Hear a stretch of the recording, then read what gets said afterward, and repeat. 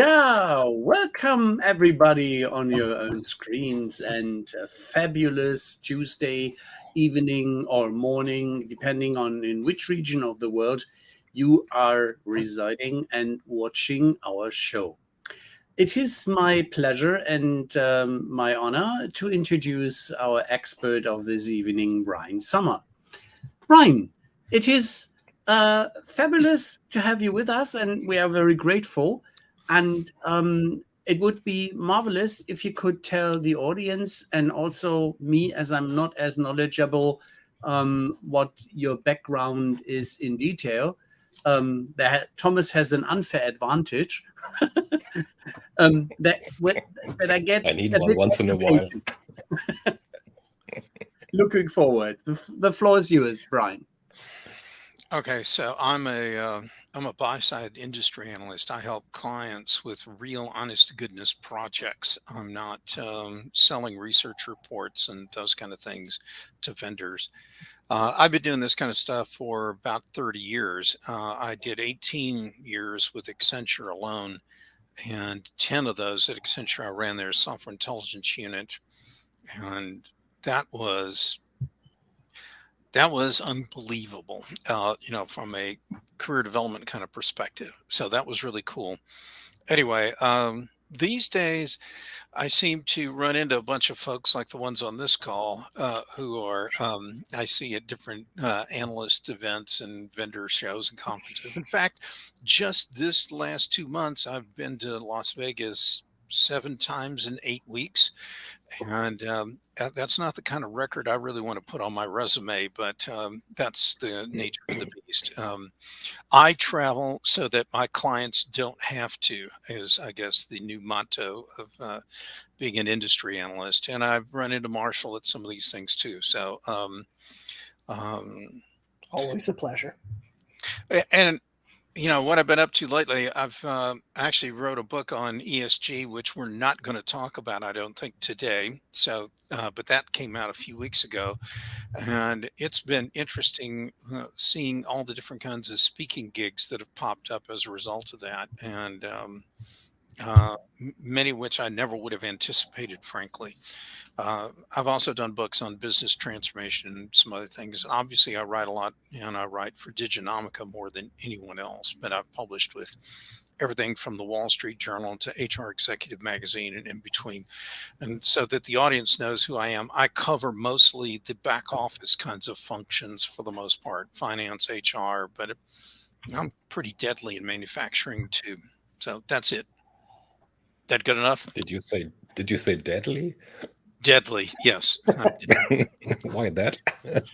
Yeah, my interactions with clients, a lot of times I could walk into a plant like in 10 minutes and go like, I think we're not going to bother to modernize this facility. You need to build a greenfield somewhere else, and that's going to become your factory of the future because you've outgrown this place probably 50 years ago, and that's like, what? Yeah. But that, unfortunately, is the truth of it all. And on a lot of North American plants, they got starved for capital for the better part of 30 years. And now if they want to try and reshore stuff, it's quite a challenge for them because the plants were never designed even for internet or they weren't designed for all the different kinds of IoT and, split second kind of technology that you need to deploy today.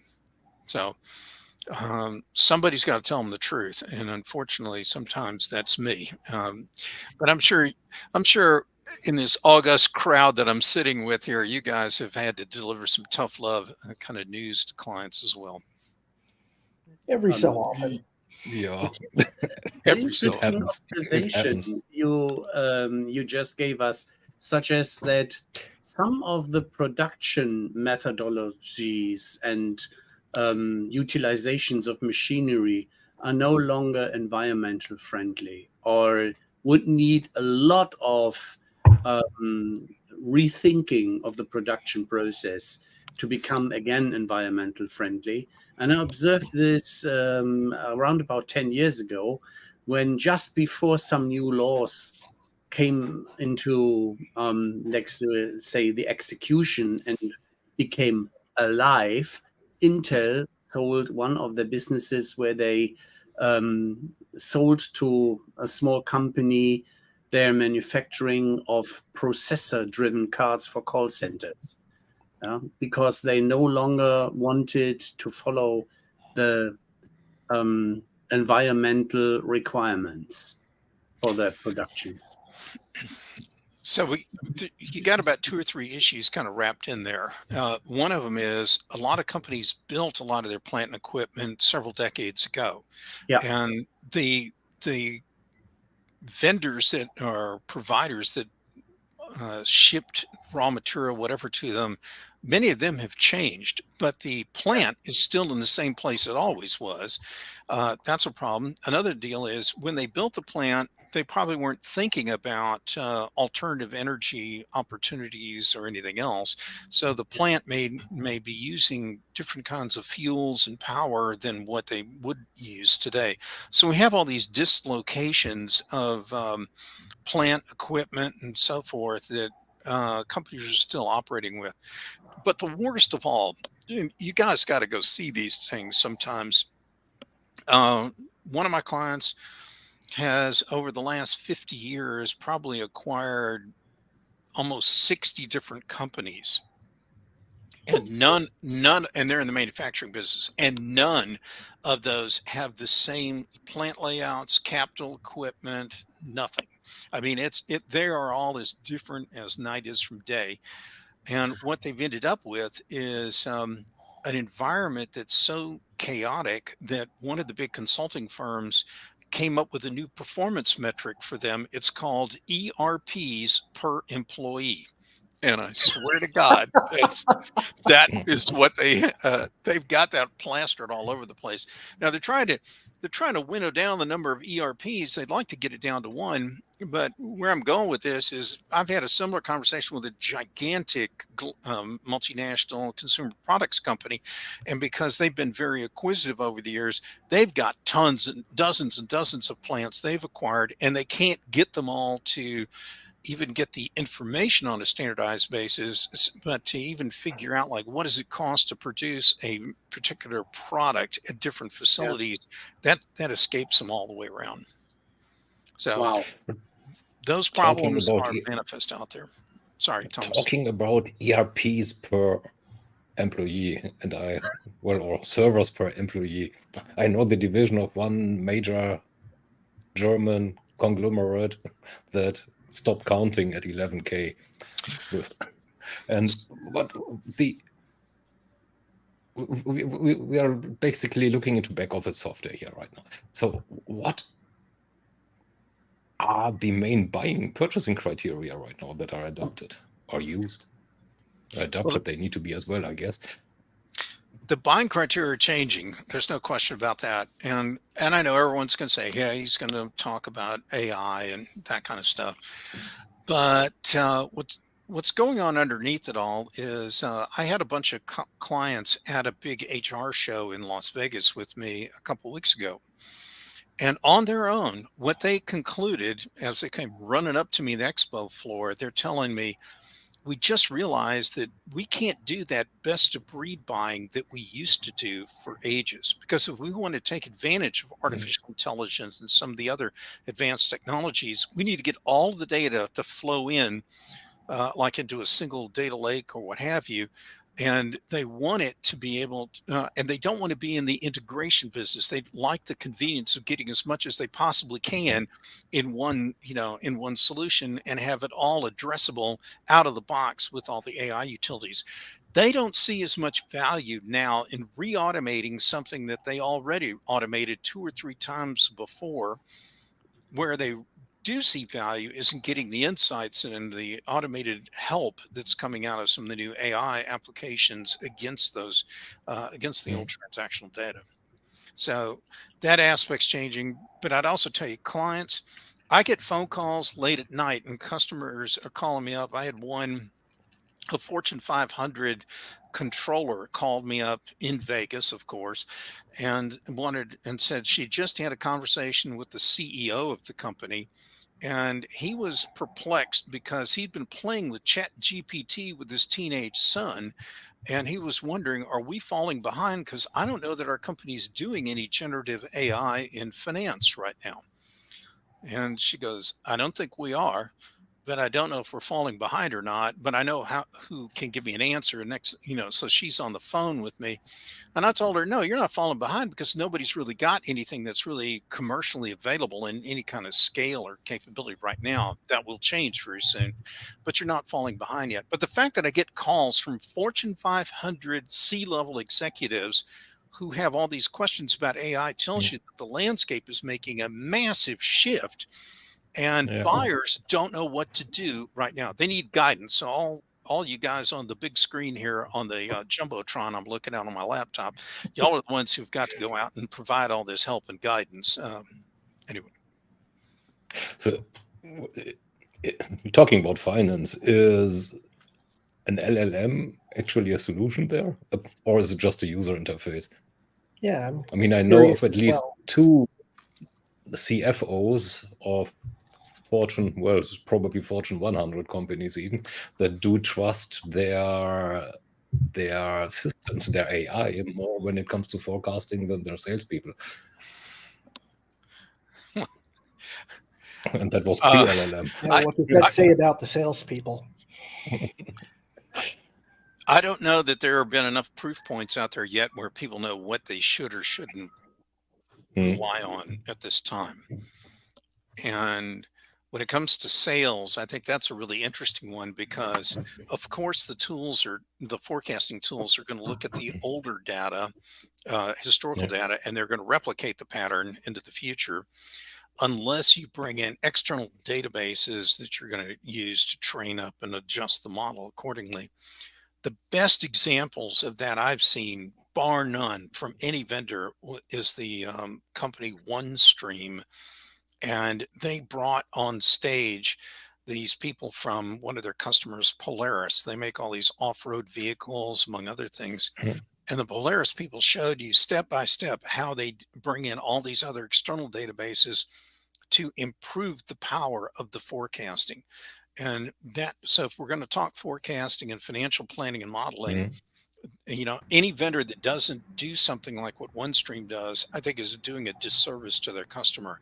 You've got to be able to show them in a layman's way exactly how these tools are going to be built and where the data is coming from that's going to improve the models. And that was the coolest thing about the Polaris demo was the guy is showing you, or the woman rather, was showing you how they tried multiple different external databases till they found the one that had the highest correlation against the prior results in prior periods. And that's when they gave them the confidence to go forward, with those databases, those external databases for planning purposes. That's the cool stuff.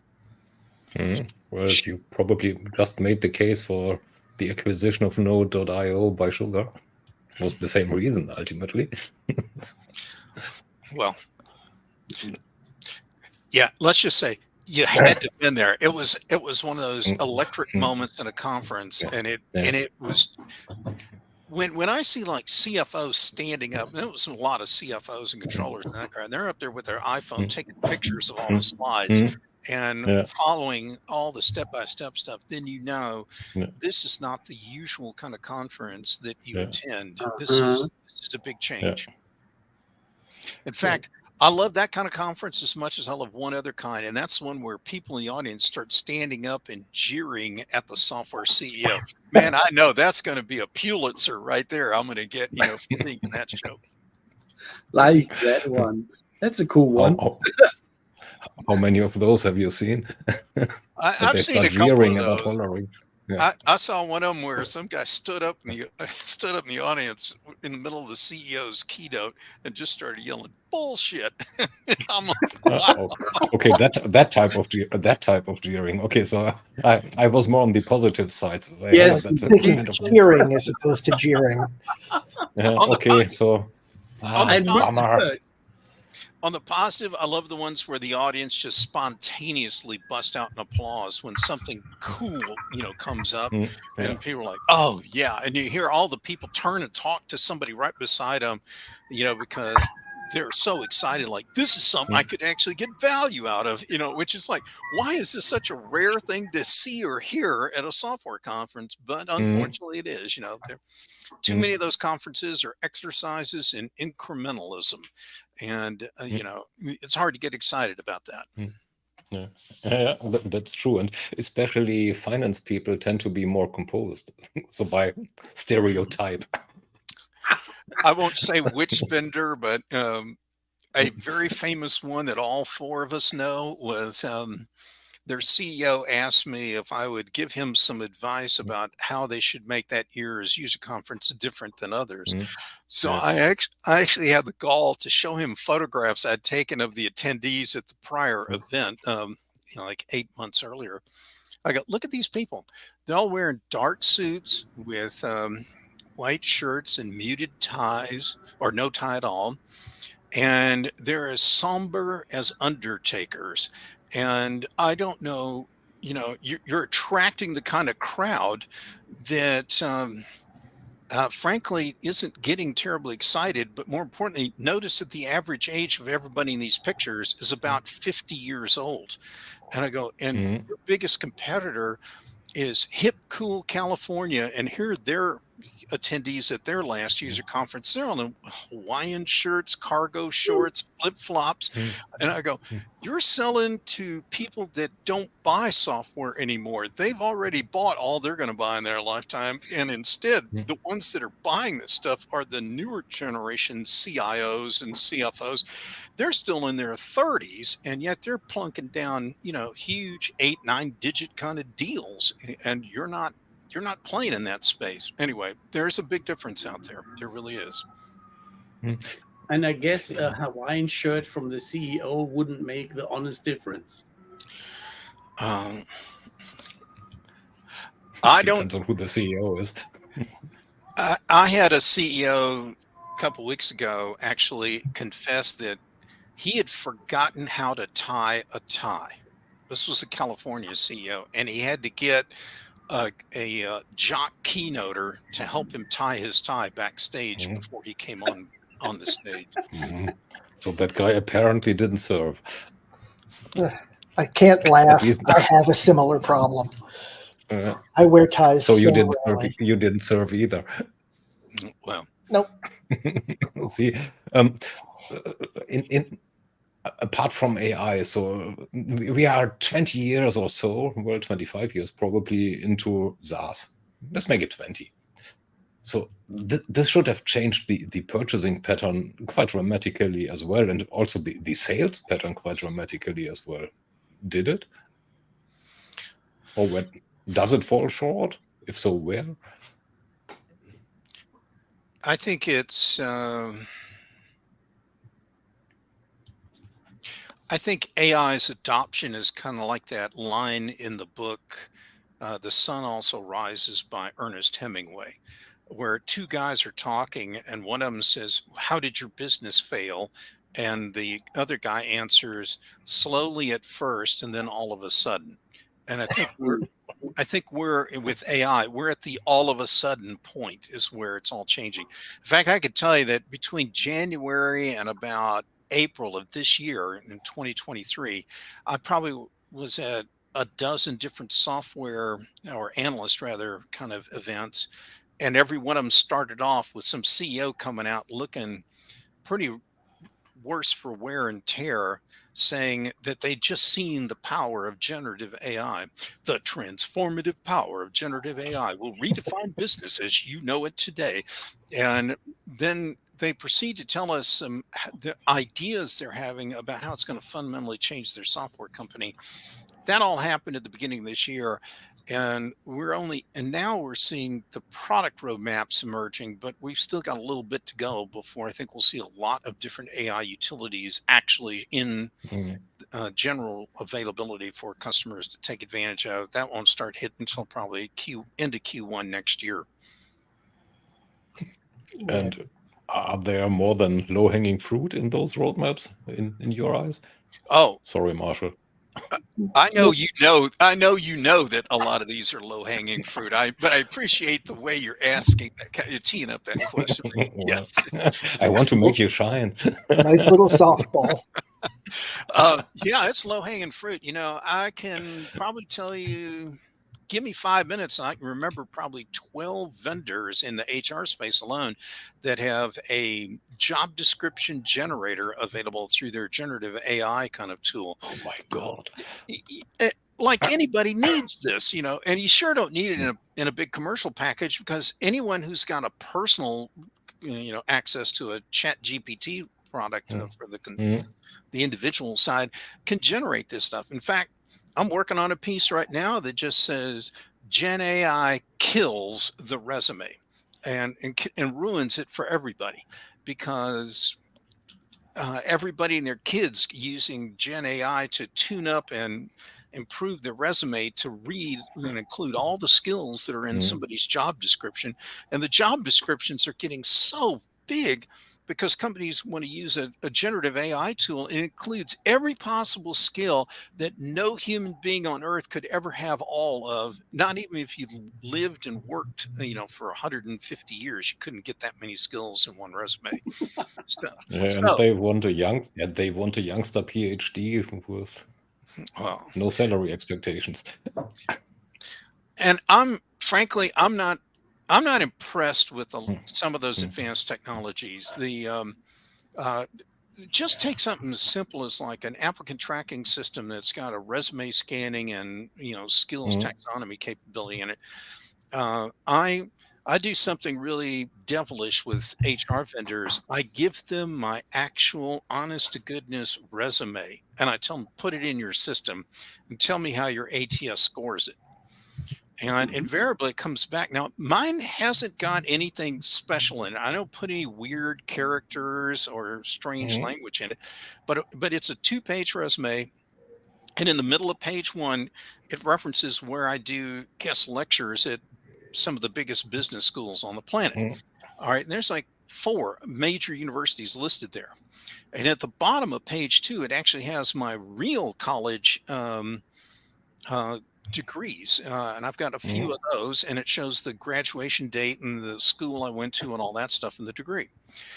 On these ATS products, once they hit that first block, they assume that I attended all of these graduate schools of business, as illogical as that is, and never graduated from any of them. So to an ATS system, I'm some idiot who has no staying power, who's never been able to finish a graduate program, even though the resume clearly shows that later on, the software is not smart enough to go get the rest of it to find out where I actually did go to school and get all these degrees. So if you can't get the ATS right, I don't believe that the ML or AI or whatever that's going to be using to match people is going to be any better than the junk that's out there right now for ATS. I'm just not convinced of that. You can call me a perpetual skeptic on those kind of things. No, it's good to have skeptics when it comes to these things, because otherwise there's no way to sort out the buyer journey. With the human in the loop, which is so important, that there is a large bell ringing and a red sign alert is showing up, such as, if this is such no good, then you should be warned to go with that tool through all your candidates which are applying. Now one could say that the wetware isn't much better, especially if you consider you put a job out on LinkedIn and get 5,000 applicants. So how will you do that as a human? So I'm going to see how old you guys are. How many of you ever flew a 727, a DC-9, or a DC-8? DC-3? How about that? Not myself, but no, as a passenger, Convair, Vickers Viscount, you get it. I've been U-52. My first plane ride, I was 8 years old and was in a crop duster. But anyway, okay, I can't beat that. No, well, I wouldn't, that was not a flight you wanted to try and beat me on. But How about a Bell UH-1? but where I'm going with the reason I asked you that is back in those days, there were 3 people in the cockpit. You had the pilot, co-pilot, and the flight engineer. And right now in these AI tools, they keep talking about, well, you need a human co-pilot to kind of double check what's going on. I'm arguing, no, I don't think we've still ruled out the need for flight engineer to make sure that where you're trying to take all this AI stuff is actually appropriate, timely, checked out, meets all the regulatory requirements. It's not going to get your company in a ton of lawsuits and other kind of potential litigation issues. I think you may need 3 people, not just the co-pilot and the pilot on this kind of stuff. And I want to push that button because it triggers me as being a big aviation fan, but you won't see me entering certain specific samples of Boeing planes these days because I honestly do not trust them any longer. Yeah?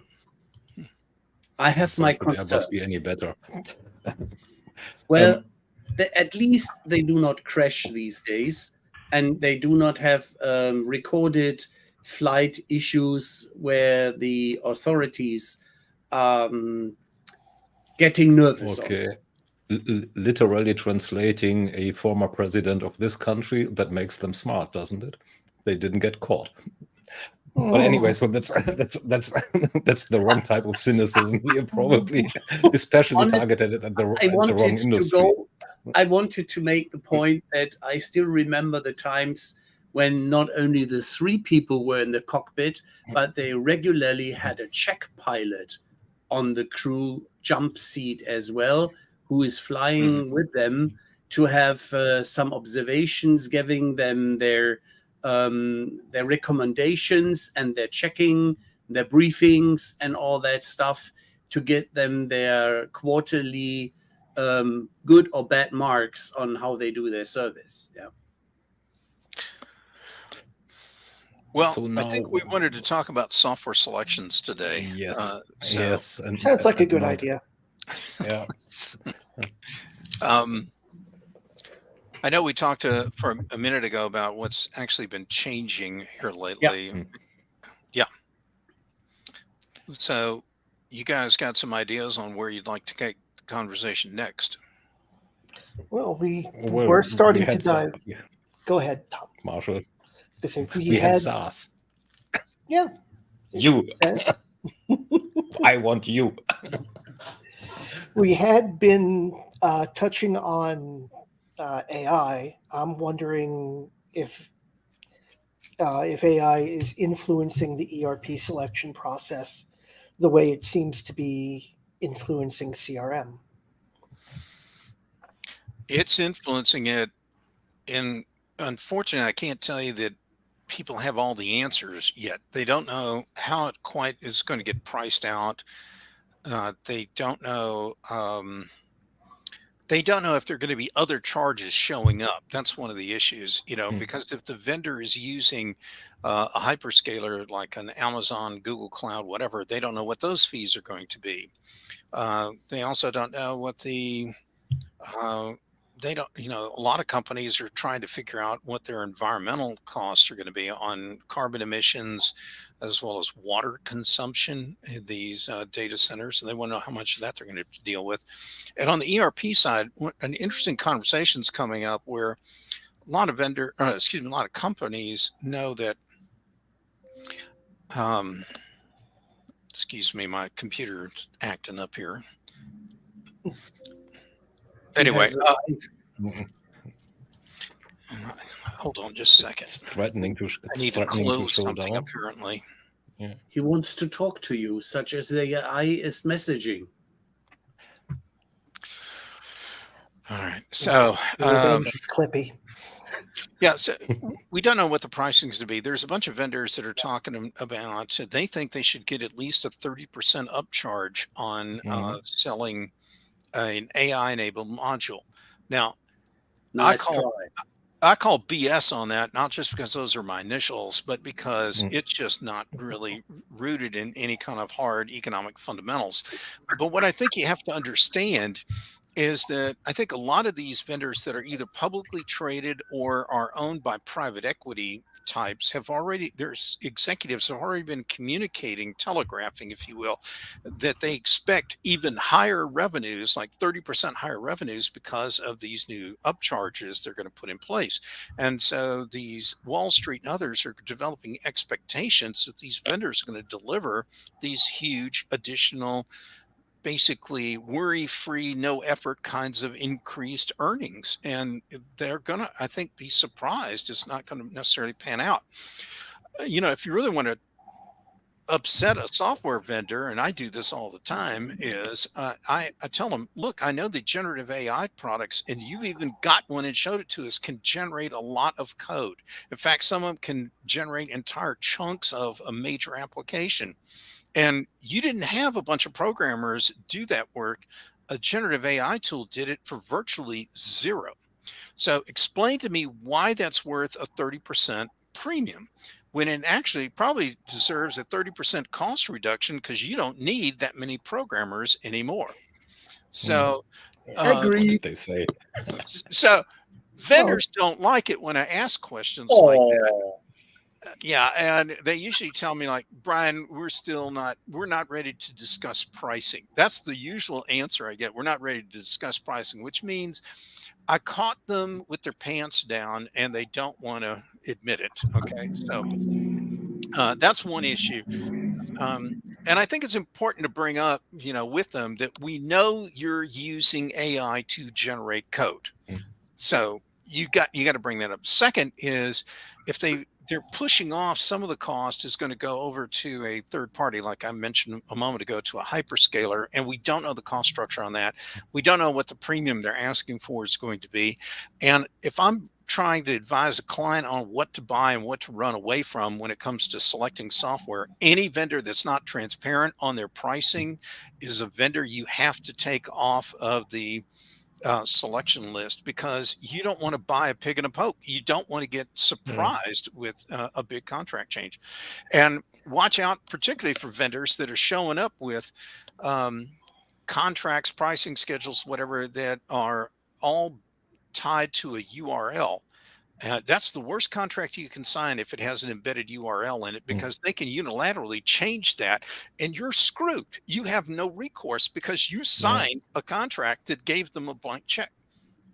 So this is one of those times where you don't want to, you need to be really diligent about understanding what you are and aren't signing up for. And to the listener, I would also tell you, insist that if somebody's going to add additional functionality, like AI functionality, to a module, that you can't let the vendor weasel out and say, well, that was when the pricing we gave you was for our recruiting module. Now we're selling something else called Recruiting Plus, or, and that comes with a completely different price. And yes, we can give you an upgrade for it. And you're going to go, no, no, no, no, no. Our contract with you says we get recruiting and all derivative applications you're going to create that come with that at no additional charge. And that's another thing that pisses off software people, because the salespeople can't make President's Club that year unless they push a whole bunch of these products and get their revenue up, to some new levels. I'm not saying you need to wage war or a jihad with the software sales teams, but you definitely need to protect your backside, because you're going to get burned if you're not careful on these things. So one Looking needs at these upcharges, in how far should buyers expect built-in AI actually as table stakes? Meanwhile,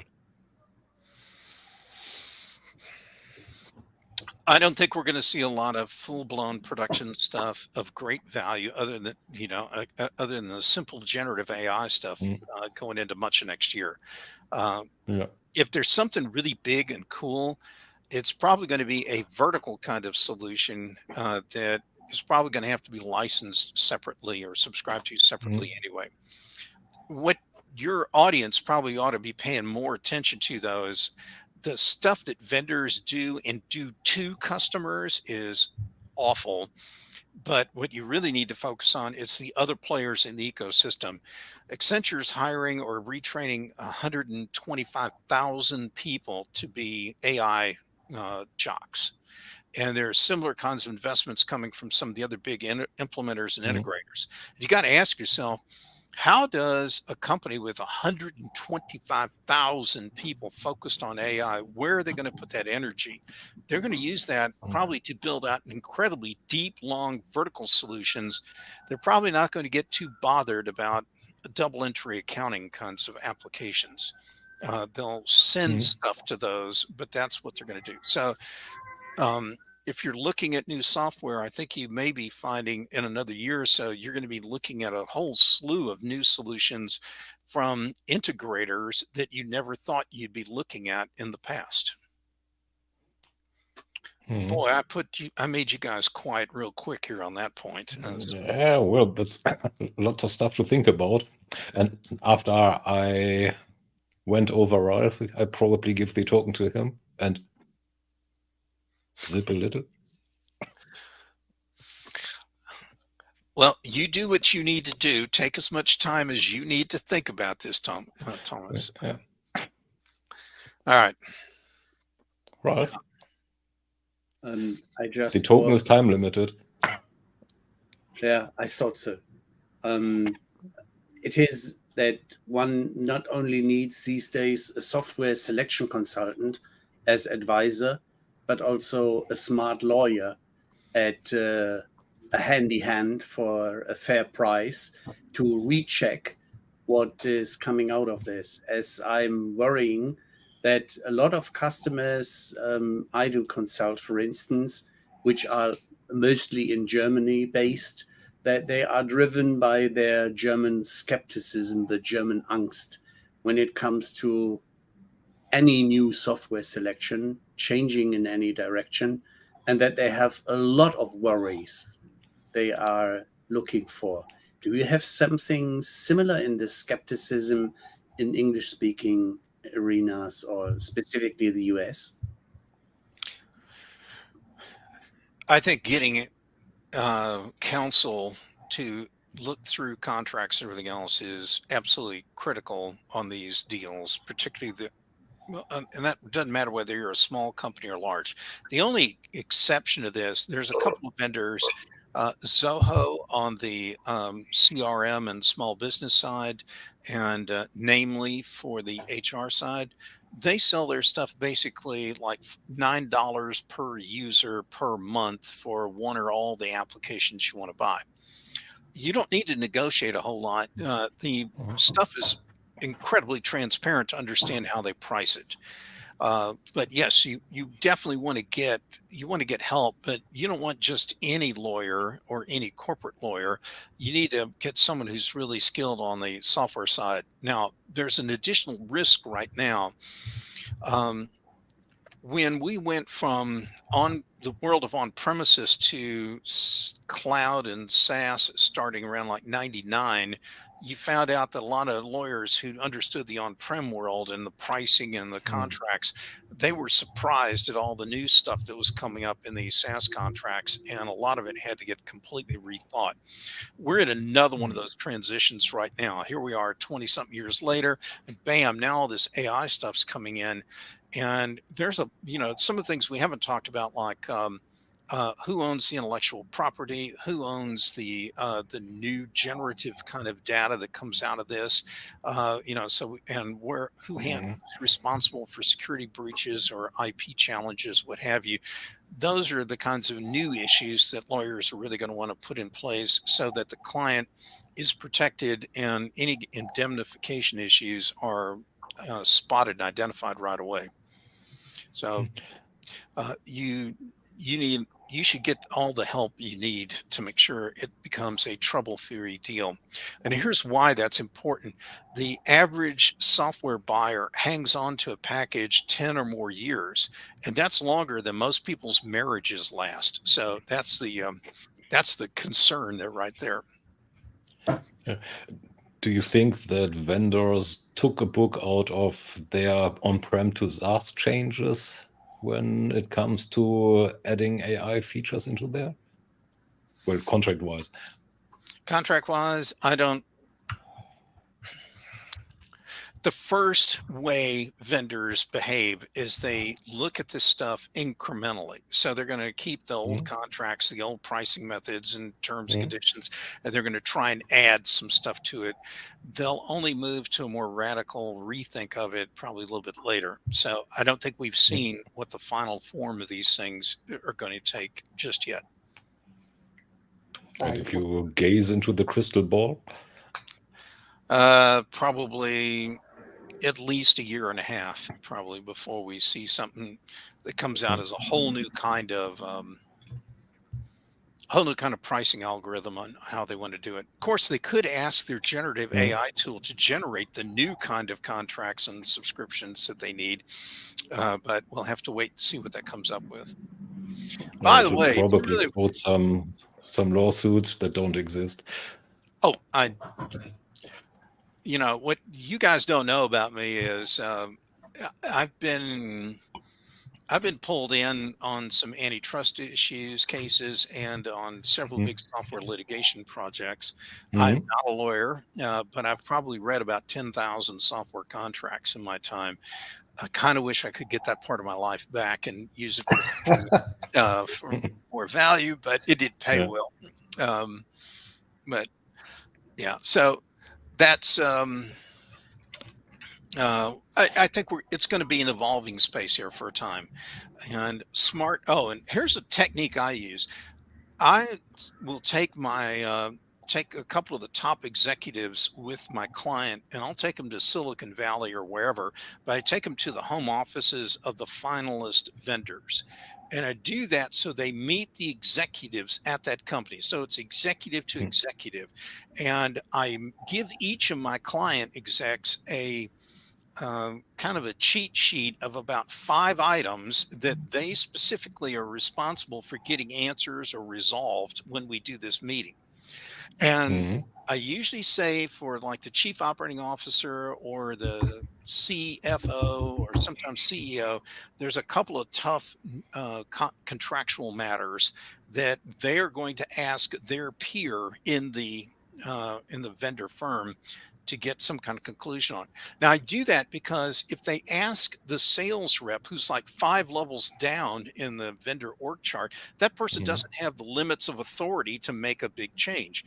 But if you're asking, if the COO is talking to the vendor COO, they can make that change just like that. In a matter of seconds, it's done. And I saw that not long ago with one vendor where the vendor only had 2 kinds of licenses. There was a reporting only or query only kind of license where you got to see the data, but you couldn't do any transactions. And then they had the all access. And my client's like, that's not going to work. I have 1,100 or 1,400 mechanics in their rail yards. And all they do, if they use any system at all, is they go in the requisition system to order spare parts. That's it. That's the only app they have. So they wanted a different kind of license that gave them one kind of access, all access in one module and just read only in others. And so the CEO, the software company, thought about it all of about 3 seconds. He goes, I can make that happen. What do you think's a fair number? And, it was like, it went that fast, and we'll walk out of that door, and the CEO, my client's CEO, he's like, that turned out pretty good. I don't know why you were telling me these negotiations are so tough. And I'm like, oh boy. And there goes the president's club of the sales rep, right? Well, yeah, the guy, somebody probably didn't get quite the dollarized deal, but they got the deal. So one of the promises of going to SaaS licensing or subscriptions, it was that you get only what you need and pay for only what you need for, which is implied a sense of fairness. In how far did that fairness mature, or did vendors manage to twist it their way?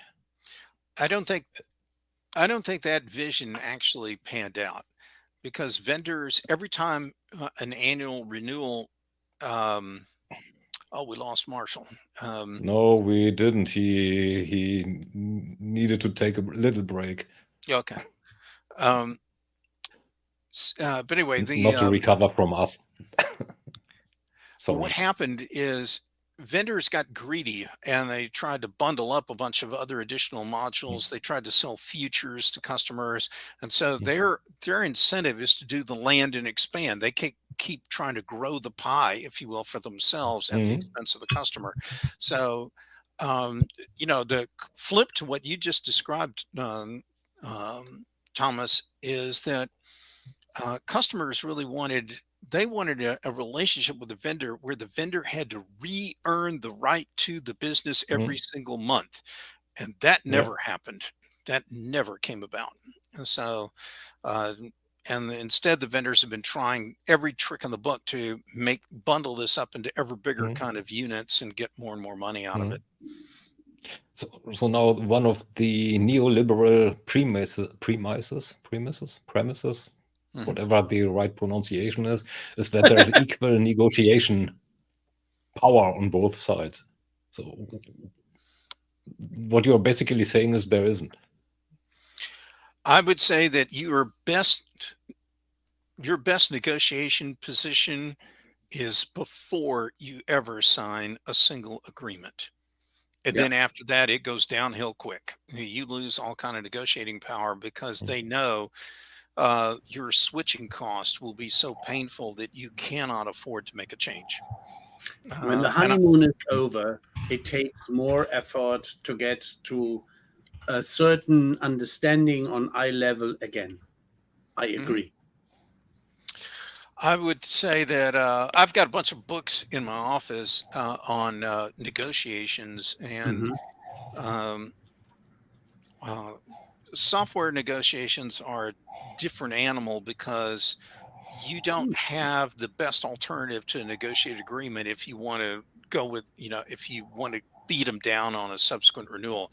I like to put caps and all kinds of limits as to what vendors can do from year to year for like raising prices or changing things so that the numbers and the power, if you will, can remain as much as possible over for the customer side.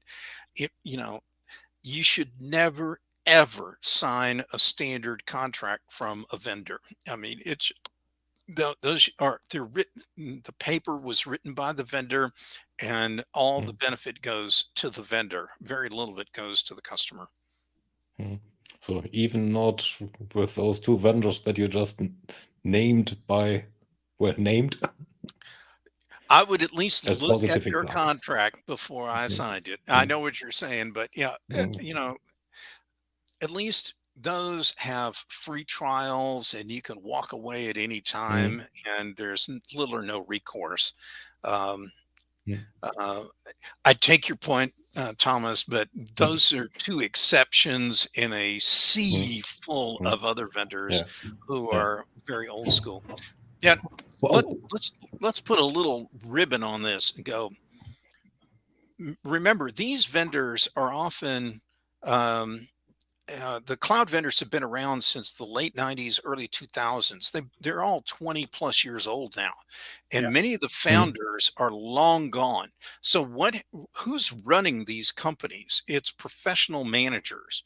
I mean, yes, we have the exceptions. They're still like Mark Benioff's still at Salesforce. Anil is kind of still sticking around at Workday and so forth, but most have been replaced, if not once, multiple times now. And we've got also changes in ownership. There are private equity firms that now own and control a lot of these companies. When professional managers come in, they view the priority of the company is first to the owners of the company, whether that's Wall Street shareholders or private equity firms. The second priority, and a distant one at that, is to the customers. And the lowest level priority are the users of the software itself. That's the pecking order: 1, 2, 3. Wall Street, customer, and then the users. And a private equity employees. How about employees? Sorry, needed to interfere that one. Well, say I don't know where the employees come into the picture, and They don't matter, yeah. so I was talking to a PE guy of all things at a show the other day, and he was telling me about this same phenomenon. He goes, it really burns him up at the show because all these vendors are so paranoid about what their owners are thinking and wanting out of it, as opposed to are they solving any real problems for real employees at customer sites.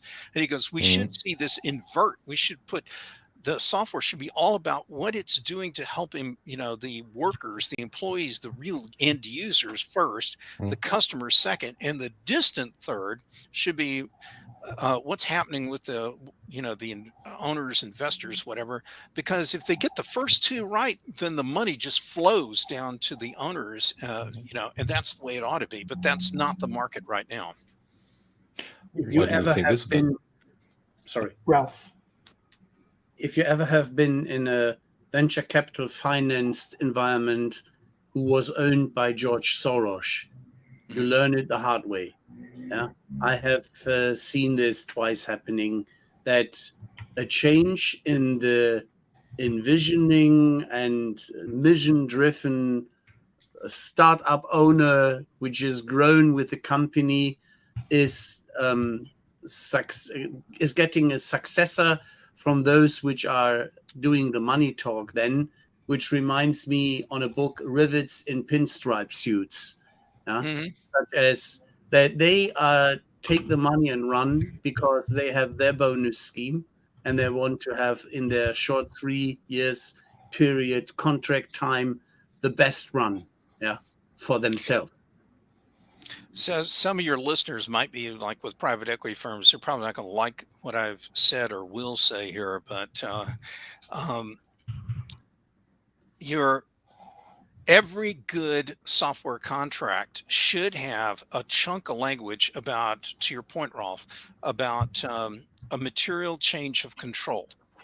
Because if something happens to the current owners or founders, leaders, whatever, then there's going to be change. And like the new owner could slash and burn all the marketing or the product development, what have you. They rarely cut the sales group out. They'll turn into in the past, they used to take on-premise companies and just strip them of every kind of cost they could and just milk the cash cow out of the maintenance revenue. And they didn't care if they ran them into the ground. They'd make more money out of just, getting the residual kind of maintenance payments, even though they weren't going to deliver a whole lot of, increased functionality.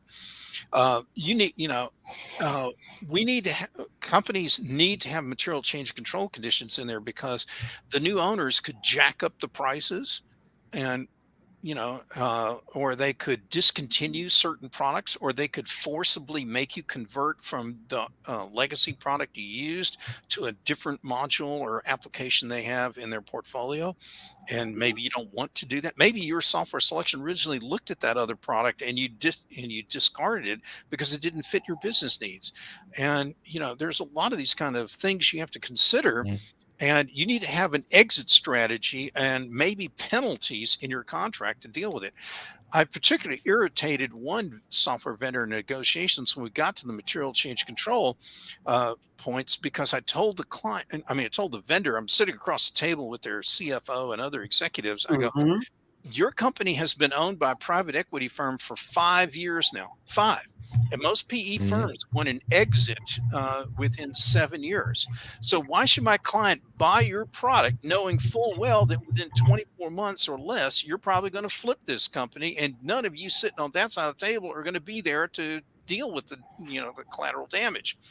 And they go, well, what are you suggesting? What I suggest is I want my client to put all of their money they're going to pay you on both implementation fees and the licenses and renewals and all that kind of stuff, put it in a big escrow fund, and they're only going to release 10% of it a year for the next 10 years. It's like a sinking fund on a bond. Wow. What a marvelous idea.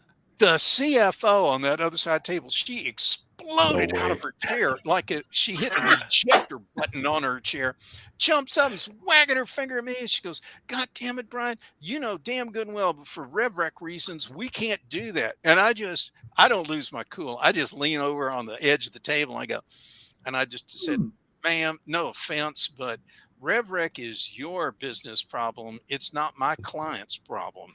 And you're not addressing my client's problem. If you can't address, what are you going to do about the RevRec issue?" And I go, "Tell you what we're going to do.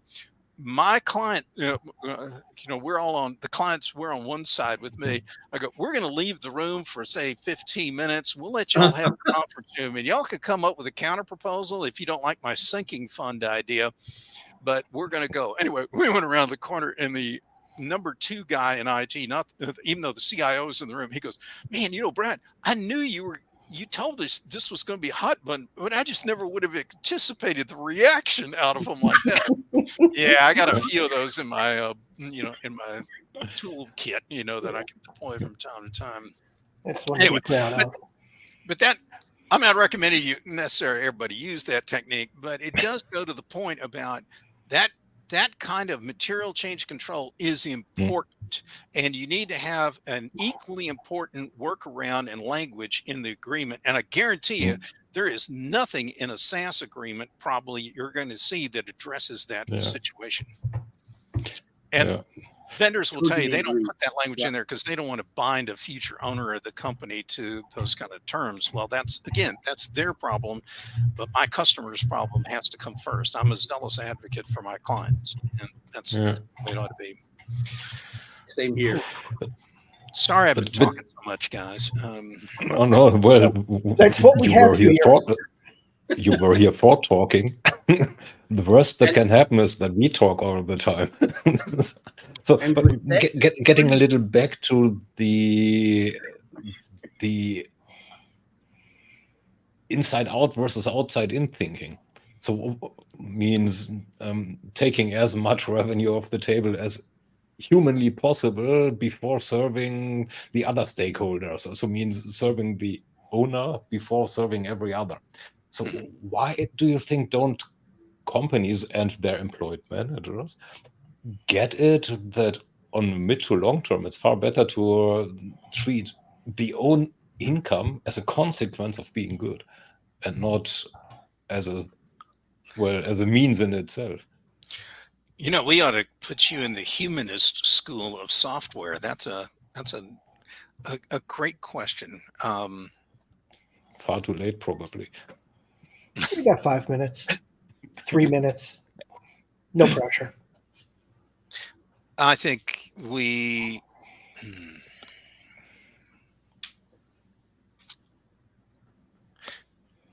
I like dealing with founders because they have that kind of customer first and end user first kind of perspective.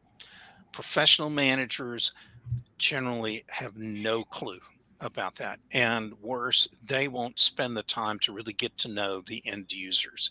You really want to see something interesting. The other day, I know Dave Osip, the CEO at Ceridian now. They've rebranded to Dayforce, but Dave responds to every email that somebody calls in or emails to him or calls him on the phone. And I asked him if he would call a prospect of mine because they're thinking about going with new HR software. And within 5 minutes, here's a guy in a publicly traded big software firm. He's on the phone with a mid-level HR person at one of my clients, and she's just blown away. Like, how did I get the CEO has called me up of this big software company, and he takes the time to deal with this. And he'll even answer questions about product functionality and like how many CEOs do you see can actually walk up on stage and not do that glib marketing speak, "Why, Bill, tell me about the amazing power of the generative AI technology and how it's going to solve every problem known to mankind because I'm the CEO of this great company." That kind of bullshit is so swarmy. No, I want a CEO that goes, "Wait a minute. Let me come over here," and just jumps on the laptop and actually is going through the live system and showing you, how the software really works. And that is a killer CEO. And then to get one who can then know and talk to the customers all the way down to the lowest level user and work with them is a phenomenal kind of relationship. I like the Dayforce people just because of that, because they'll take that their CEO leads by that kind of example. When you have a CEO that won't even get off the friggin' big stage and get down and walk around on the show floor and meet and greet a customer while they're doing a talk, they just want to be protected with their bodyguards and everything else backstage, and they don't mix and mingle with the client and the prospects. And I think that is a huge missed opportunity, but it also points to a culture problem, I think, in the company, where they're basically saying we care about ourselves at the executive level first, the rest of our employees second, the customers are way down the list, and we just don't care about them. Whatever you may think about Benioff at Salesforce, by him walking around kind of doing his keynotes in the round, at least he goes out there and he knows a lot of the people that are in the audience. That says a lot. That he does. Yeah. Looking at the time. So I ran the clock out, I think is what you're saying. We need a sequel. However, before we plan that, we usually end with famous last words, or a question that asks for famous last words, which are not terminally last, but at least last for the session. So we covered a lot of ground, and you brought a lot of points that buyers need to be aware of. So now, but what is, if there's one single thing that you want them to look at, what would it be? Or what is it when buying a new ERP? If you want it catchy and it fits on a bumper sticker, then let's go with this. Yes. Nostalgia. And then the long one. Nostalgia is not a strategy. And I don't care how much you loved your old vendor or their old contracts or their old whatever, that's not going to be your strategy going forward. Your old processes, everything's going to fundamentally change. And anyone who doesn't get on board with that, I think, is going to take their company down a bad path. So that's one for sure.